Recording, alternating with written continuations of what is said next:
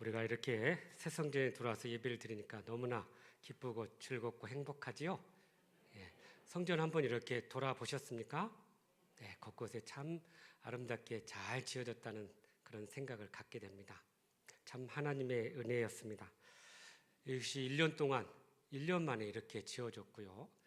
또 그 사이에 한 번도 문제되는 일, 또 어려운 일 없이 이렇게 은혜 가운데 순조롭게 잘 진행됐다는 게 얼마나 감사한지 모릅니다. 모든 것이 하나님의 은혜였음을 우리가 다시 한번 기억하며 감사해야 할 줄로 믿습니다. 여러분, 이렇게 하나님께서 우리에게 새 성전을 허락해 주시고 또 이렇게 큰 성전을 허락해 주신 것을 우리가 생각할 때 하나님의 은혜에 감사하기도 하지만 아마 하나님께서 우리에게 특별한 뜻이 있다는 것을 우리가 헤아려야 한다는 것입니다. 하나님께서 이렇게 새 성전을 주신 그 영적인 의미가 무엇일까요?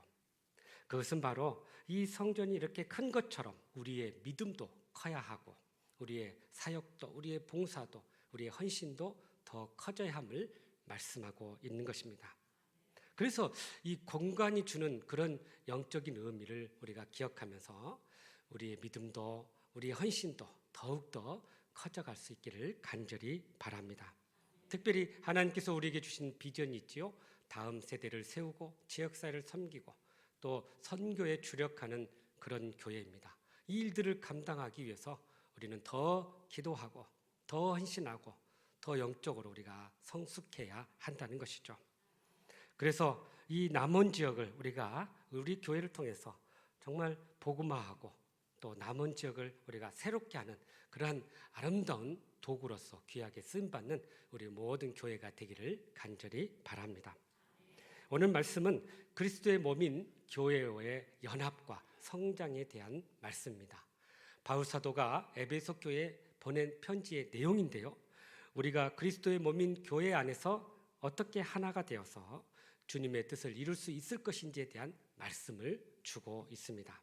그러기 위해서는 우리가 옛 삶을 벗어버리고 새 사람의 옷을 입어야 한다라고 말씀하고 있어요.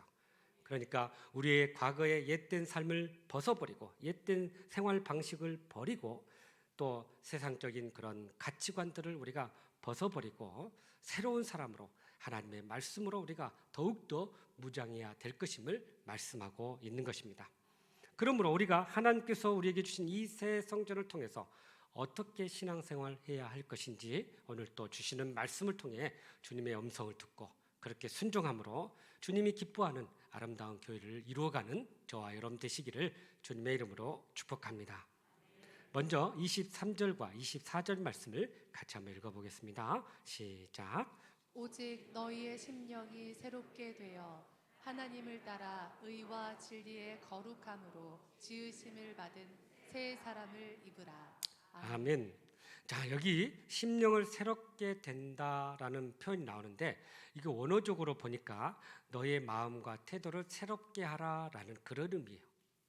여러분, 그러니까 우리의 모든 삶이 이렇게 외적인 것들이 바뀌줌으로 말미암아 우리의 마음과 태도도 바뀌어야 될 것임을 이야기하고 있습니다. 우리 인생을 가만히 돌아보면 대부분 우리의 성공 여부가 어디에 달려있냐? 바로 우리의 마음과 자세와 태도에 달려있음을 우리가 알게 됩니다. 얼마만큼 우리가 최선을 다하고 우리의 어떤 마음을 가지고 그것을 이렇게 대하느냐에 따라서 그것의 열매와 그 결과가 달라질 수밖에 없다는 거예요. 우리 신앙생활도 마찬가지죠. 우리가 주님을 향한 자세와 태도를 어떻게 갖느냐, 또 교회를 향한 자세와 태도를 어떻게 갖느냐, 주님의 말씀에 대한 자세와 태도를 어떻게 갖느냐에 따라서 우리의 신앙생활이 달라질 수밖에 없다는 것입니다. 그래서 우리는 과거에 가졌던 생각이나 마음이나 습관이나 이러한 감정을 벗어버리고 이제 주님 안에서 우리가 이 새 성전 안에서 새로운 마음으로 새로운 자세로 신앙생활을 새롭게 시작해야 할 줄로 믿습니다. 그러나 이러한 새로운 마음과 이러한 태도도 사실 우리의 노력과 힘으로 되는 것이 아니라 하나님이 주시는 은혜와 능력으로 감당할 수 있다는 것입니다. 그래서 우리는 끊임없이 성령의 은혜를 도움을 구하면서 살아야 한다는 거죠. 그래서 24절에 보니까 이 새로운 마음과 이 태도를 우리가 변화하기 위해서 구체적인 방법을 제시해 줬는데 바로 이런 표현이 나옵니다. 의와 진리와 거룩함으로 지으심을 받아 새 사람을 입으라라고 말씀하고 있어요. 여러분, 여기 나오는 의와 진리와 거룩함은 하나님의 성품을 의미하고 있습니다. 그러니까 이 성품을 우리가 소유해서 하나님을 닮아감으로 하나님 주신 이 귀한 일들을 감당해야 한다는 것이죠. 자, 여기 나오는 의는 어떤 것일까요? 바로 하나님과의 바른 관계를 의미하고 있습니다. 우리가 하나님과의 바른 관계를 통해서 하나님과 영적인 관계를 이루어가게 되고, 그래서 하나님의 뜻을 알게 되는 것이죠. 그래서 우리는 하나님과 영적인 관계 안에서 하나님의 뜻을 분별하고, 그렇게 하나님의 말씀 가운데 살아갈 때 우리는 하나님의 의를 이루며 살아가게 될 줄로 믿습니다.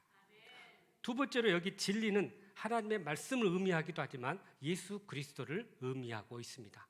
그래서 우리가 예수 그리스도를 우리의 신앙의 표대로 삼고 그분을 닮아갈 때 우리의 삶을 통해서 그렇게 하나님의 의가 일어나게 될 것이고, 우리는 새로운 사람으로 변화될 줄로 믿습니다. 또한 거룩함으로 이야기하고 있는데, 여러분, 이 거룩함은 하나님을 향해 나아가는 그런 성결된 모습이죠. 그래서 하나님께서 우리를 세상 가운데서 구별하셔서 거룩하게 세워주셨습니다. 그래서 우리가 이러한 하나님의 자녀로서 정결한 믿음의 삶을 살아갈 때 우리는 거룩함을 힘입어서 하나님의 뜻을 이루게 된다는 사실입니다. 그런데 성경 디모데후서 4장 5절에 보면 이 거룩함을 어떻게 이루는지를 우리에게 말씀해 주고 있는데요, 바로 성령 안에서 말씀과 기도로 거룩해진다라고 말씀하고 있어요.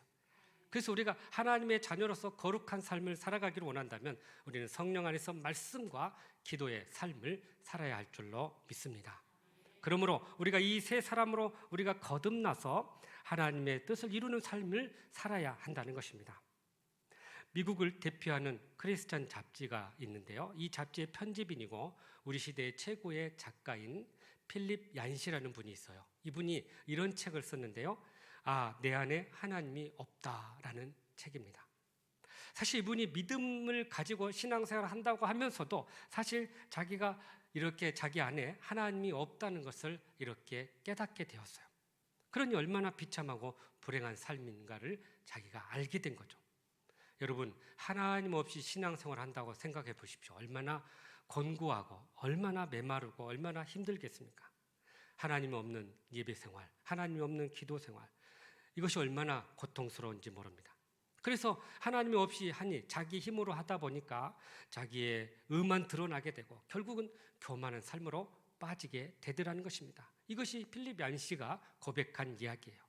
그래서 자신의 삶을 돌아보니 하나님 없이 봉사하고 생활했던 것을 생각해 보니 참 하나님 앞에 너무나 설 염치가 없었다, 이렇게 고백을 합니다. 자기 안에 있었던 이기적인 마음, 미움과 죄책감, 또 이렇게 사람들에게 상처 주는 그런 마음들이 참 너무나도 적나라하게 드러났던 거예요. 하나님이 없는 자신의 모습을 보니 이렇게 큰 죄된 모습을 가지고 있었다는 거죠. 그런데 그가 하나님의 그 사랑과 은혜를 기억하고 또 하나님 앞에 자신의 삶을 드렸더니 하나님을 자기가 다시 새롭게 만나게 되었고, 그 하나님과 동행하면서 그렇게 자신의 놀라운 변화와 또 놀라운 열매들을 맺게 되었다라고 고백하고 있습니다.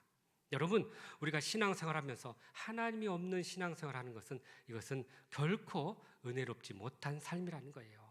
그래서 우리는 늘 하나님을 의식하고 의지하고 하나님과 동행하면서 그렇게 믿음의 길을 온전히 걸어갈 때 우리는 새 사람이 되고 그렇게 하나님의 뜻을 이루게 될 줄로 믿습니다. 그래서 우리가 하나님의 사람으로서 이렇게 새 사람이 되어 하나님의 일들을 감당하려면 적어도 우리는 이 기본적인 5가지 영적인 삶을 살아야 합니다. 첫 번째는 주일 성수예요. 우리가 주일을 기억하고 주님과 함께 만나는 시간이거든요. 그러니까 우리는 이 만남의 시간을 우리의 삶의 최우선순위로 두어야 되는 거예요. 그래서 주일날 있을 약속들은 다 평일로 옮겨야 되고요. 오직 주님만 예배하고 주님만 만나는 시간으로 정해 놓아야 한다는 것입니다. 두 번째는 새벽 기도와 말씀 묵상의 생활입니다.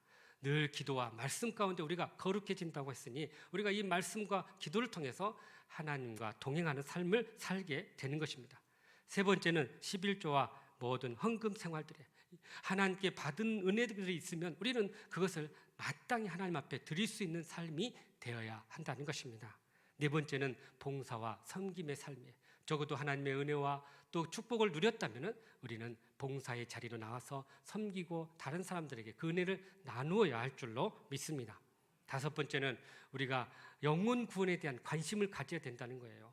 이것은 이렇게 선택이나 옵션이 아니라 하나님이 주신 명령입니다. 그래서 우리는 마땅히 주의 복음을 증거해야 할 사명이 있다는 것입니다. 우리 교회가 이렇게 아름답게 지어놨는데 이제 이렇게 잃어버렸던 영혼, 아직도 유튜브로 예배드리는 분들 다 주님 앞에 인도할 수 있기를 간절히 바랍니다.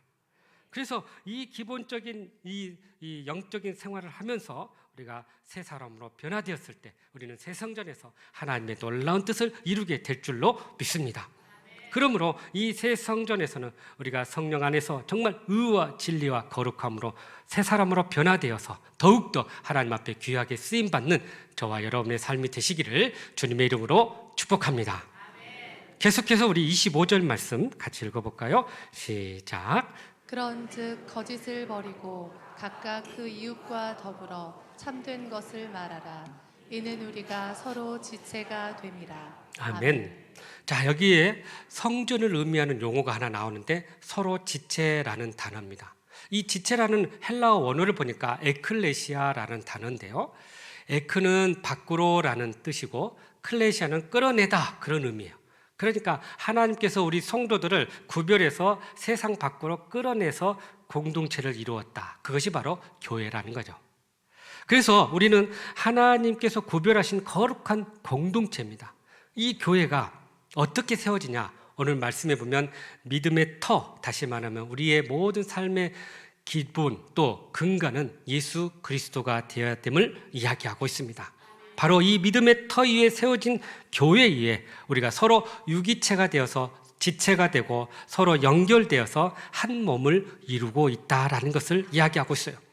그래서 예수님을 중심으로 우리가 한 지체가 되어서 서로 연합하여 하나가 되었을 때 우리는 주님 안에서 생명력 넘치는 복된 교회를 이루게 될 줄로 믿습니다. 그런 교회가 세상에 빛된 사명을 감당하게 되고 소금과 같은 그 사명을 감당하게 되는 것입니다. 그런데 오늘날 많은 교회를 보면 많은 교회들마다 문제와 갈등을 안고 있음을 보게 됩니다. 이러한 변화를 거부하고 타성에 젖고 그렇게 좋은 것이 좋다라고 생각하며 편하고 익숙한 것에 젖어 있는 그런 모습을 보게 돼요. 또 하나님의 말씀과 성경적인 그런 원리와 가치관을 따르지 않고 세상적인 그런 가치관에 영향을 받아서 교회의 본질적인 모습을 잃어버리고 세속화되는 그런 교회들을 보게 됩니다. 무엇보다도 복음의 능력과 또 예수 그리스도의 그 생명력 넘치는 그런 은혜가 더 이상 교회에 존재하지 않을 때 그 교회는 영적으로 쇠퇴할 수밖에 없다는 거예요. 그럴 때 예수님께서 뭐라고 경고하시냐면 바로 우리 앞에 있는 이 촛대를 다른 곳으로 옮기시겠다라고 경고하고 있습니다. 그러므로 우리에게 이 주어진 이 사명들을 우리가 감당하려면 우리는 예수님 안에서 정말 연합하여 생명력 있는 그런 교회를 세워야 할 줄로 믿습니다. 안타깝게도 오늘날 많은 성도들이 교회에 나가지 않는 가난한 성도들이 많습니다. 왜 그럴까요? 교회에 대한 실망과 또 교회 안에서의 상처로 인해서 더 이상 예수님은 믿지만 교회는 가기 싫다고 이야기하는 사람들이 있어요. 그래서 언젠가 한 번은 영국의 스펄전 목사님이 계셨는데 이 목사님께 한 청년이 찾아갔답니다. 그리고 이렇게 물었답니다. 목사님, 이 세상에 문제없는 교회를 좀 소개해 주십시오. 제가 신앙생활하는데 너무나 많은 상처를 받았습니다. 교회마다 너무나 문제가 많습니다. 라고 이야기했답니다. 그랬을 때 스펄전 목사님이 이렇게 대답했습니다. 청년이여, 그런 교회는 이 지구상에 없다네. 만약에 혹시라도 그런 교회가 있다면 나에게도 소개해 주소 그랬대요. 여러분, 우리 믿음의 성도들이 이렇게 다 참 은혜롭고 행복한 신앙생활을 하지만 그러나 우리 안에는 죄된 본성을 가지고 있기 때문에 언제든지 이렇게 죄의 모습이 드러날 수밖에 없는 거예요. 그런 모습을 보고 실망하고 또 낙심할 때가 있다는 거예요. 여러분, 예수님께서 요한교실에게 보면 7교회를 소개해 줬는데 7교회는 우리 지상교회를 대표하는 교회들이에요. 그런데 한결같이 이 교회들을 보면 다 문제가 있었어요. 그래서 예수님의 책망을 받고 예수님의 권면을 받는 그런 모습을 우리가 보게 됩니다. 그래서 몸된 교회가 그렇게 온전하지 못할 때가 너무나 많다는 거예요. 그러나 우리가 주님 안에서 사랑으로 연합할 때 우리는 한 몸을 이루게 되고 하나님의 뜻을 이루게 된다는 것입니다. 본래 이스라엘의 성전은 처음에는 이동식 텐트였어요. 그래서 장막 안에 있다가 솔로몬 때에 이 성전이 지어져서 그곳에서 비로소 이렇게 하나님 앞에 예배를 드리게 되었습니다. 그런데 이스라엘 백성들이 타락하게 되고 범죄하게 됐을 때 하나님께서 그들을 징계하셨어요. 그래서 바벨론이라는 이 강대국에 의해서 이스라엘 백성들이 멸망하게 되었는데요. 이때 성전이 회파된 거죠. 이것이 솔로몬 성전이었고 제1성전이라고 합니다. 그런데 70년이 지나고 나서 하나님께서 이들을 다 포로로 다시 돌아가게 하셨어요. 그래서 바사왕 고레스의 칙령으로 의해서 이스라엘 백성들이 다 자기의 본국으로 돌아오게 됩니다. 이때 스룹바벨이 총독으로서 돌아와서 제일 먼저 한 일이 바로 성전을 재건하는 일이었던 거죠. 그래서 성전을 재건했는데 그래서 이 성전을 제2성전 혹은 스룹바벨 성전이다라고 이야기합니다. 그런데 이 성전도 그들이 하나님 앞에 온전히 신앙생활을 하지 못했을 때 또 이 성전이 더럽혀지는 그런 큰 고통을 겪게 됩니다. 시리아의 안티오쿠스 에피파네스라는 이 사람이 와가지고 성전을 더럽히고 회파하고 그렇게 돼요. 그래서 결국 우리 예수님 시대에 있었던 헤롯 대왕이 46년 동안 또 이 성전을 다시 보수하고 재건합니다. 이게 바로 제3성전이고 헤롯 성전이라고 이야기해요. 그런데 이 성전도 AD 70년에 이들이 이렇게 반란을 일으키니까 로마에서 군사를 보내서 이 성전을 완전히 해파하는데 그래서 이 성전이 이후로는 다시는 세워지지 않습니다. 그런데 안타깝게도 이 지역이 이슬람이 이렇게 정복하고 나서 그곳에 뭘 세우냐면 이슬람 사원을 세우게 된 거예요. 지금도 가서 보면 이슬람 사원이 옛 성전 터에 이렇게 세워져 있다는 거예요. 그리고 성전에 유일하게 남은 흔적이 있는데 이 서쪽 벽이 이렇게 세워져 있어요, 여전히. 그런데 이것을 소위 통곡의 벽이다라고 해서 유대인들이 이곳에 가서 그렇게 통곡하며 기도하는 그런 장면을 우리가 보게 됩니다. 여러분, 왜 이렇게 이런 긴 이야기를 할까요? 성전의 역사가 결코 건물의 개념이 아니라는 거예요. 건물의 개념은 이미 AD 70년에 다 무너져 버렸어요. 그런데 놀랍게도 하나님께서는 이 이스라엘 백성들을 또 기독교인들을 중심으로 교회를 세우셨어요. 그리고 성령을 통해서 그 교회가 확산되기 시작했을 때 유대와 사마리아와 또 이 로마와 유럽과 미국으로 또 오늘날 이 한국으로 이렇게 교회가 확장되게 되었던 것입니다. 여러분, 어떤 교회가 무너지고 어떤 교회가 이렇게 세워졌을까요? 그렇게 하나님의 말씀 가운데 생명력 있게 살아 움직이는 성령의 공동체는 살아 움직여서 이렇게 놀라운 변화가 일어나고 놀라운 부흥의 역사가 일어난가 하면 옛 전통을 붙잡고 말씀을 떠나 살았던 이 성전의 개념들은 다 무너졌다라는 것을 우리가 기억해야 한다는 것입니다. 바로 이 교회의 역사를 통해서 이 성전의 역사를 통해서 우리가 기억해야 할 것은 바로 생명력 있는 교회 또 살아 움직이는 교회, 그것은 바로 성령을 통해서 움직이는 교회이고 예수님께서 주인 되시는 교회라는 사실입니다. 그래서 우리는 바로 이 주님과 함께 연합하여 이러한 아름다운 교회를 세울 뿐만 아니라 그렇게 성령 안에서 선교적인 교회를 세워가야 할 줄로 믿습니다. 그래서 에베소서 2장 21절에 이렇게 우리에게 말씀하시네요. 시작. 그의 안에서 건물마다 서로 연결하여 주 안에서 성전이 되어가고. 아멘. 우리가 서로 연결해야 된다고 그랬어요. 서로 주 안에서 교회를 이루어가야 한다고 말씀하고 있습니다.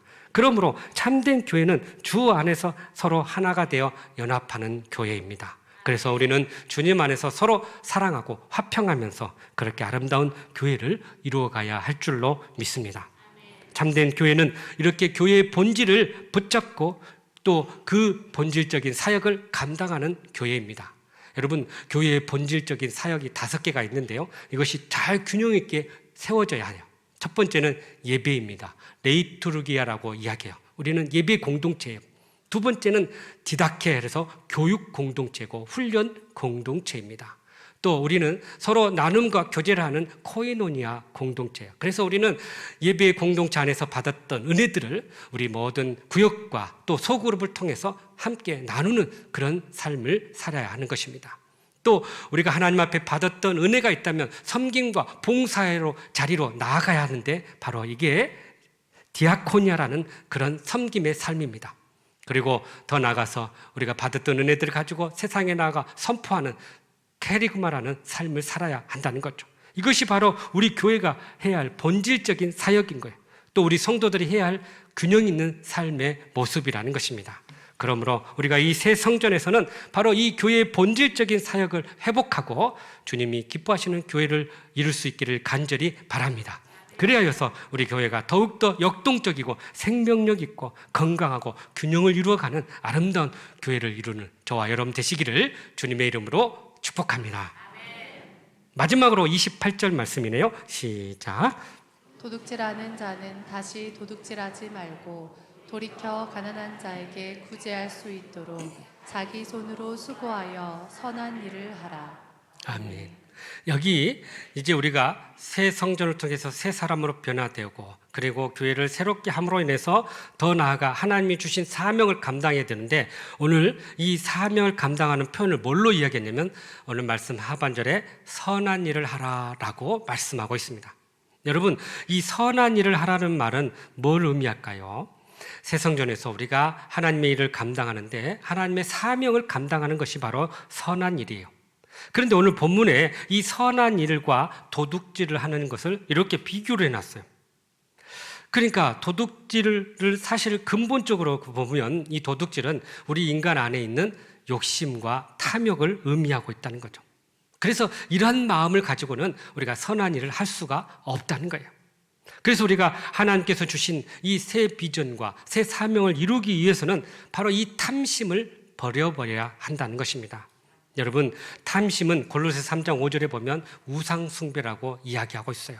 하나님보다 더 물질을 섬기려고 하는 그 마음이 바로 우상숭배라는 거예요. 그러니까 이런 탐심과 욕심을 가지고 하나님의 선한 일을 감당할 수 없다는 것입니다. 그래서 우리는 바로 이 선한 일을 하기 위해서는 이 욕심과 탐심을 버려야 한다는 거죠. 다시 말하면 이것을 뭘 의미하냐면 우리가 하나님의 일을 하기 위해서는 바로 이 청지기의 마음을 가져야 한다라는 것을 의미하고 있어요. 우리가 하나님께로부터 받은 모든 것들이 다 하나님께로 왔다. 그래서 하나님의 영광을 위해서 이 물건, 이 모든 것들을 사용해야 한다는 것입니다. 우리는 하나님의 소속입니다. 그래서 하나님이 주신 생명, 건강, 능력, 은혜, 물질 이런 모든 것이 하나님으로부터 왔고 그것을 하나님을 위해서 사용해야 한다는 것이죠. 바로 이것이 청지기의 의식이고 사명이라는 것입니다. 그래서 우리는 항상 하나님으로부터 온 이 많은 것들을 받았다면 반드시 그것은 우리만을 위한 것이 아니라 다른 이웃들을 위해서 사용하라는 하나님의 그 뜻을 깨달아야 할 줄로 믿습니다. 여러분이 하나님께서 주신 특별한 사명이 있고 또 특별한 능력이 있고 또 많은 물질이 있고 또 많은 그런 은혜가 있다면 그것은 반드시 더 섬기라는 하나님의 뜻임을 기억할 수 있기를 간절히 바랍니다.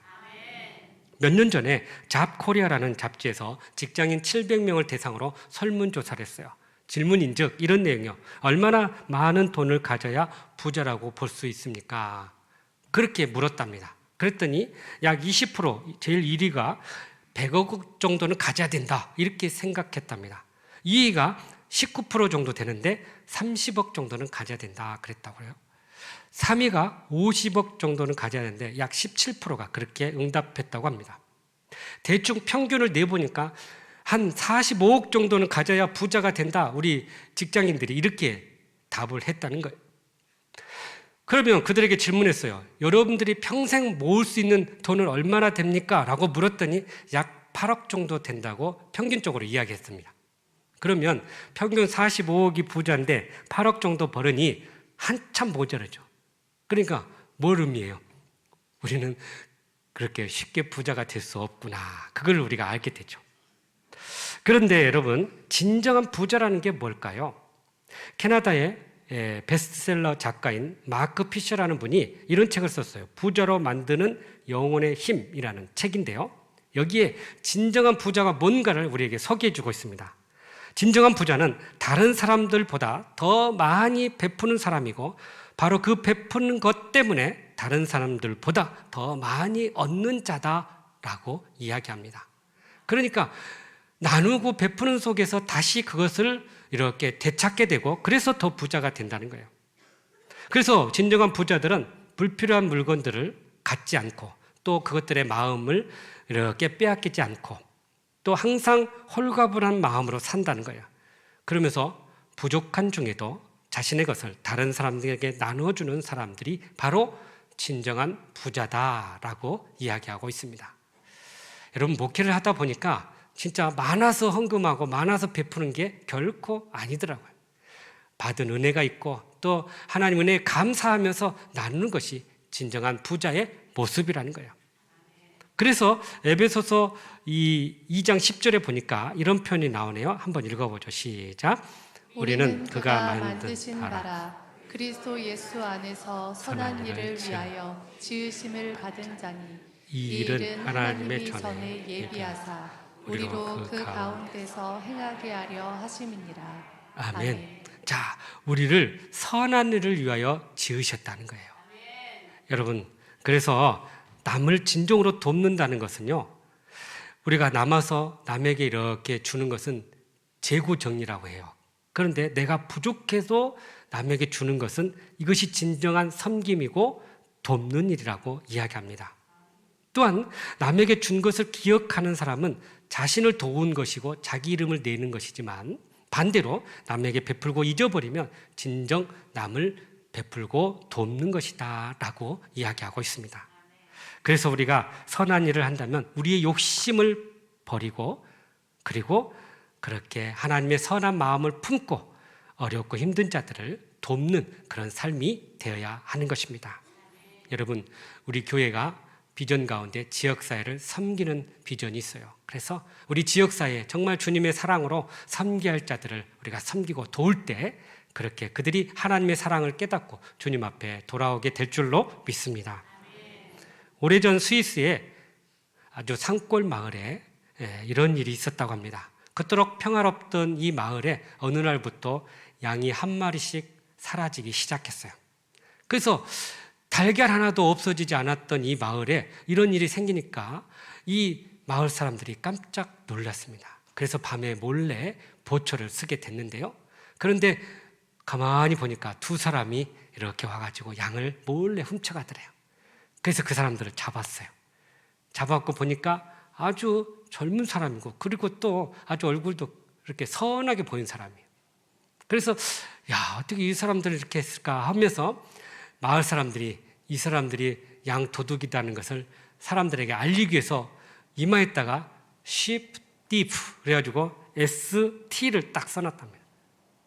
그것이 잘 지워지지 않도록. 그러니까 이렇게 해놓으니까 한 사람은 너무 그게 창피하고 부끄러우니까 나는 더 이상 이곳에 살 수 없다 하고는 그것을 떠나버리고 다른 곳으로 가게 돼요. 그런데 한 사람은 자기가 잘못된 것을 깨닫고는 내가 어떻게 하면 이 잘못을 참여하고 갚을까 하면서 그곳에 살면서 어렵고 가난하고 병든 사람을 이렇게 돕기 시작합니다. 그래서 그러한 도움을 통해서 한 사람 한 사람 소문이 나기 시작하고 이 사람이 결국 이렇게 놀라운 섬김의 삶을 살게 되는 것을 알게 됐어요. 처음에는 그의 얼굴이 참 험상궂고 마치 이렇게 머리에 이렇게 그것을 붙이고 다니니까는 참 나쁜 사람이다 이렇게 생각했는데 알고 봤더니 점점 그의 모습이 바뀌어서 인자하고 자상한 모습으로 바뀌게 됐다는 거예요. 그래서 많은 사람들이 그를 존중하고 사랑하게 됐다는 거죠. 그랬을 때 이 사람들이 그 이마에 찍힌 이 ST가 더 이상 양도둑이라는 의미가 아니라 이건 성자, 다시 말하면 세인트의 약자다 이렇게 생각하고 받아들이게 되었다는 거예요. 여러분, 그래서 이 사람이 이렇게 마을 사람들에게 선행을 행하고 나서 많은 사람들에게 그 하나님의 은혜를 깨닫게 하고는 그렇게 하나님의 부름을 받게 되었다는 거죠. 여러분, 우리도 하나님의 은혜로 대속의 은혜를 입은 자야. 그리고 용서를 받고 그렇게 하나님의 은혜를 입은 자로서 이제 우리가 그 사랑을 입었다면 베풀고 나누며 살아가야 한다는 거예요. 그래서 우리가 선한 마음을 품고 선한 일을 할 때 우리를 통해서 하나님의 영광이 드러나게 될 줄로 믿습니다. 그러므로 우리가 새 성전에서 새 사람이 되어서 우리가 선한 일을 감당함으로 그렇게 하나님의 영광을 드러내는 복된 삶이 되시기를 주님의 이름으로 축복합니다. 사랑하는 성도 여러분, 우리에게 이 새 성전을 허락해 주신 그 하나님의 뜻을 우리가 알고 그 일에 헌신할 수 있기를 간절히 바랍니다. 그러기 위해서 오늘 주신 말씀처럼 먼저 의와 진리와 거룩함으로 변화되어서 그렇게 더욱더 귀하게 쓰임받는 삶이 되기를 간절히 바랍니다.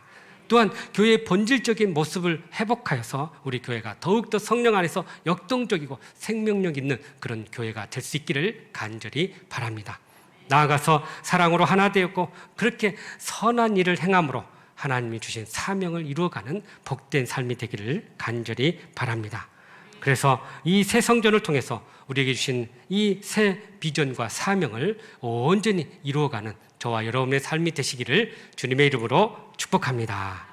기도하겠습니다. 사랑과 은혜가 풍성하신 하나님, 참으로 우리에게 이 귀한 새 성전을 허락해 주심을 감사합니다. 이제 우리의 믿음도 더 커지게 하여 주시고 우리의 섬김과 봉사도 더 클 수 있도록 도와 주시옵소서. 그래서 정말 우리의 삶을 통해서 이 지역사회가 변화되고 이 지역사회를 섬기면서 그렇게 아름다운 복음의 역사를 일으키는 우리 교회가 될 수 있도록 도와 주시옵소서. 예수님의 이름으로 기도하옵나이다. 아멘.